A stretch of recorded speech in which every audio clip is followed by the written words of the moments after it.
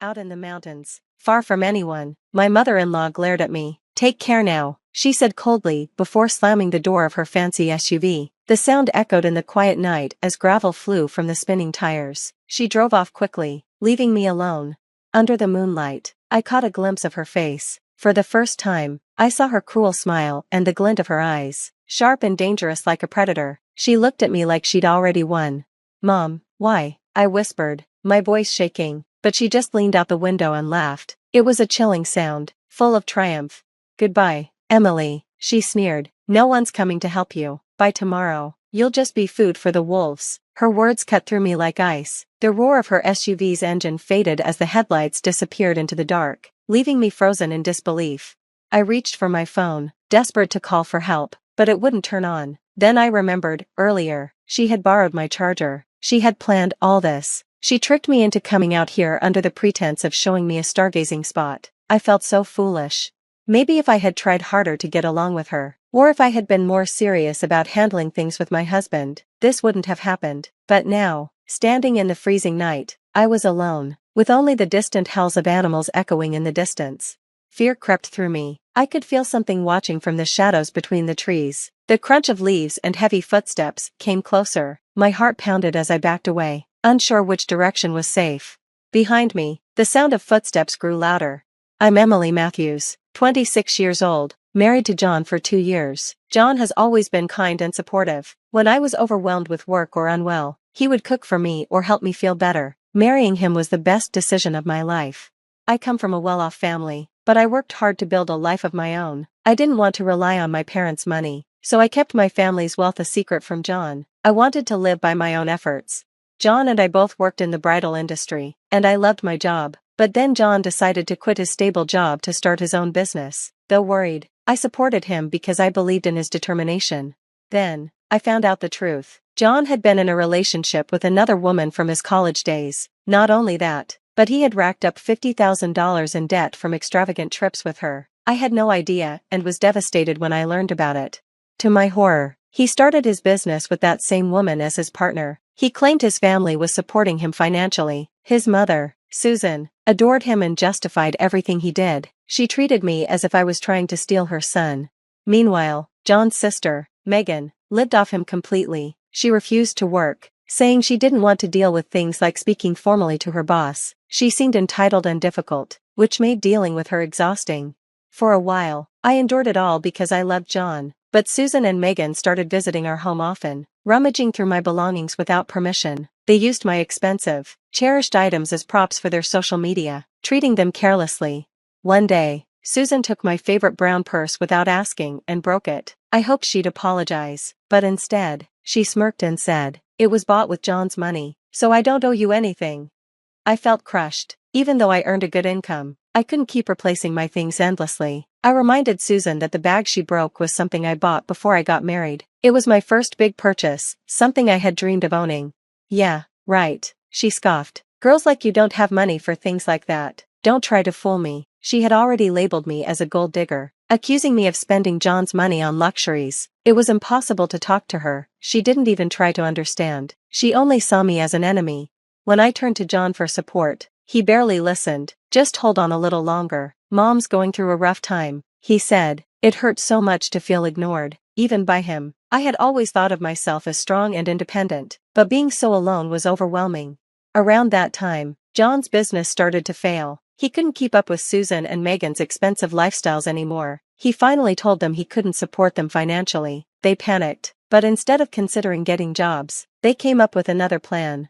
"Take some of Emily's money and give it to us. Family comes first," Susan declared. I explained, again, that I split living expenses with John and used my own income, but they didn't believe me. Their frustration grew, and for a while, they visited less often. I thought maybe they were starting to accept reality. I was wrong. They were plotting something far worse. When Susan found out about my wealthy family, her resentment deepened. She became obsessed, convinced that if I disappeared, they could control John's money and even inherit a fortune from me. She imagined millions, even though I hadn't written a will, and my family, not them, would inherit everything. Her twisted thinking led her to a horrifying plan. Susan knew I loved photography, especially taking pictures of the night sky. She researched remote locations with little human activity and found a spot where she thought no one would find me. Out here, no one will ever find you. It's bear season, this'll look like an accident, she told Megan. Megan agreed without hesitation. I'll drive for you, Mom. We're doing this for John, she said, pretending it was for his sake, though it was really all for their own benefit. On the day of the plan, Susan called me with an unusually friendly tone. Emily, I know you love stargazing. There's a spot nearby with the most beautiful stars. Want to go? She asked. Feeling hesitant but hopeful, I agreed. They seemed so kind that day, chatting about beauty and fashion, even complimenting my hair. I've always wanted a daughter like you, Susan said warmly. It felt strange, but I wanted to believe they were finally accepting me.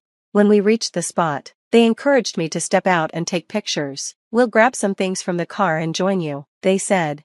I stepped out, looking up at the breathtaking stars, but then I heard the car door slam. I turned to see them locking the doors and starting the engine. We'll be taking the house and car, watch out for bears. Honey, Susan shouted as they sped off, leaving me alone in the cold, dark mountains. Fear gripped me as I realized I had been abandoned, but I wasn't entirely unprepared. I had a backup plan. Meanwhile, Susan and Megan were celebrating. It's all taken care of, Susan said, grinning. They went out for a fancy dinner, thinking their troubles were over. But when they returned home, their celebration ended in shock. Police cars were waiting in the driveway. Standing beside them was me, calm and unharmed, alongside my father and several officers. What? How are you here? Susan stammered, frozen in disbelief. Megan tried to sneak away, but the police stopped her. I had been rescued thanks to my father's safety measures. Since I was young, he had insisted on tracking my location through GPS and having a backup emergency system. When I realized something was wrong, I activated it. My father, who had access to a private jet, reached me quickly. The clear stargazing spot made it easy for them to land and rescue me. I had also recorded the entire car ride, as my father had advised me to always record suspicious situations. We'll be taking the house and car, watch out for bears. Susan's voice rang out clearly from my phone. The evidence was undeniable. Susan and Megan were arrested on the spot for attempted murder and fraud. Susan fainted, and Megan broke down in hysterics, blaming her mother. John, meanwhile, was exposed for being with his mistress all along. He testified against his family, but it was just another betrayal in a series of heartbreaks. The story became a media sensation. Headlines mocked Susan as the mother-in-law who wanted millions. Details about how Susan and Megan used my belongings for social media clout went viral. John, who had once prided himself on his reputation, now couldn't even leave the house without facing shame. As for Susan and Megan, their disgrace didn't end with their arrests. Someone leaked their phone numbers, and they were bombarded with calls from angry strangers.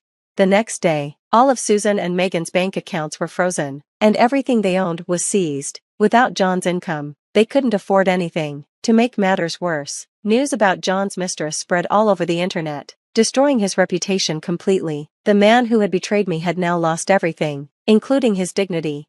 I found out John had been with his mistress since the beginning of our marriage. Remembering the kind things he once did for me now felt like a cruel joke. Why had he married me if he never truly loved me? My heart ached with pain and betrayal, but I resolved to move on. Susan and Megan were evicted from their luxurious apartment and moved into public housing. It didn't take long before their new location was leaked online. Susan became mentally unstable, constantly muttering about how her life was over. Megan, abandoned by her own family, tried to work part-time jobs, but struggled due to a lack of skills and work ethic. Megan even messaged me, asking for help getting a job like mine. Working at weddings and wearing nice clothes sounds fun, she said. I ignored her. The bridal industry wasn't something she could just jump into, and their downfall wasn't my responsibility. Meanwhile, Susan moved into a rundown apartment surrounded by graffiti and decay. As for me, I left the house I'd once shared with John, along with all my possessions, and returned to my parents' home. It felt safer, even though I still carried emotional scars. One day, John unexpectedly called me. Seeing his name on the screen made my stomach churn. Emily, I'm so sorry. I've cut ties with my mom. Please, let's try again, he said, but his promises felt hollow. How could I trust him again after everything? Maybe your mistress needs your protection more than I do, I replied coldly, ending the call. Susan wasn't done yet. Desperate and bitter, she hired a private investigator to dig up dirt on me. When the detective found nothing, Susan latched onto a small detail, my PTSD. She thought she could use it against me. One evening, as I walked alone, Susan suddenly appeared on the sidewalk. Her clothes were shabby, but her face wore a twisted grin. "Guess the bears didn't get you," she sneered. Her words sent a wave of fear through me as memories of that night in the mountains flooded back. She even threatened to spread a video of me unless I paid her. Though her threat made no sense, her presence terrified me. She climbed into a car and drove away, leaving me shaken.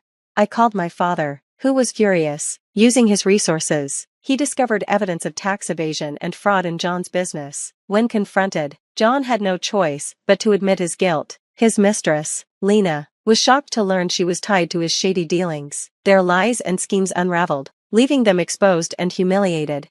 John's accounts were frozen, and he lost everything. Even his mother, Susan, abandoned him, saying, "You're no son of mine." Both of them were left with nothing, their selfishness leading to their complete downfall.